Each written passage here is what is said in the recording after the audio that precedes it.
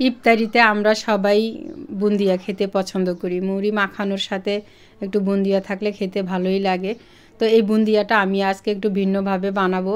তো এই কতদিন বানিয়েছিলাম বেসন দিয়ে, আজকে বানাবো সুজি দিয়ে। তো সুজিটা আমি প্রথমে আমরা রুটি যেভাবে বানাই সেভাবে একটা ডো তৈরি করে নিয়েছি। একটু ঠান্ডা হয়ে আসলে এগুলিকে আমি একটু হাতে মথে নিয়ে 3টা লেচি কেটে নেব। এখানে কালার ব্যবহার করব, তো সেজন্য পুরো ডোটাকে 3টা ভাগে ভাগ করে নিয়েছি। তো 2 ভাগে আমি 2 ধরনের কালার মিশাবো আর একটা হোয়াইটে থাকবে।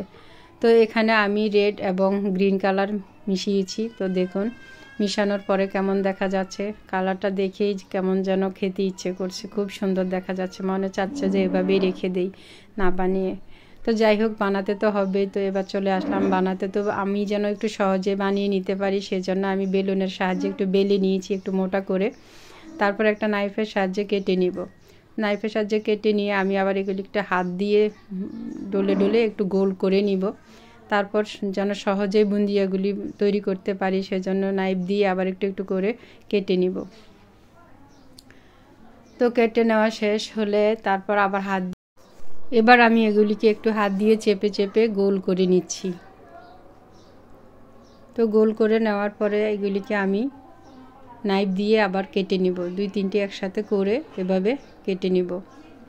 এভাবে কেটে নিলে একটু তাড়াতাড়ি হবে, তাই এভাবে কেটে নিচ্ছি।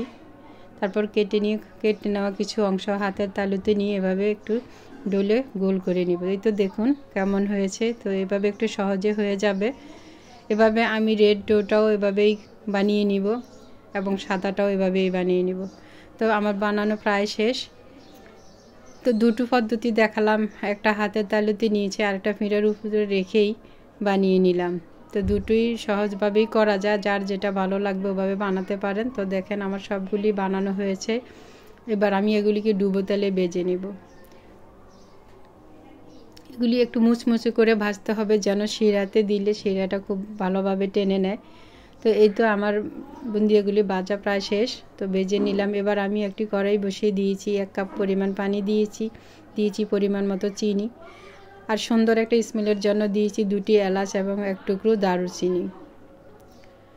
তো এভাবে কিছুক্ষণ রান্না করার পরে দেখব যে আমার শিরাটা হয়ে আসছে। তো আমি দিয়ে দিলাম ডুবন্ত শিরায়। এভাবে আমি 1 মিনিট চুলার আঁচে রান্না করব। তারপর চুলার আঁচটা বন্ধ করে দিয়ে ঢেকে রেখে দিব। তো 20 মিনিট পরে এসে দেখি যে আমার বুন্দিয়াগুলি শিরা একদম খেয়ে টুপটুপ হয়ে আছে। তো দেখুন আমি এগুলি তুলে নিচ্ছি, দেখতে কতটা সুন্দর দেখা যাচ্ছে।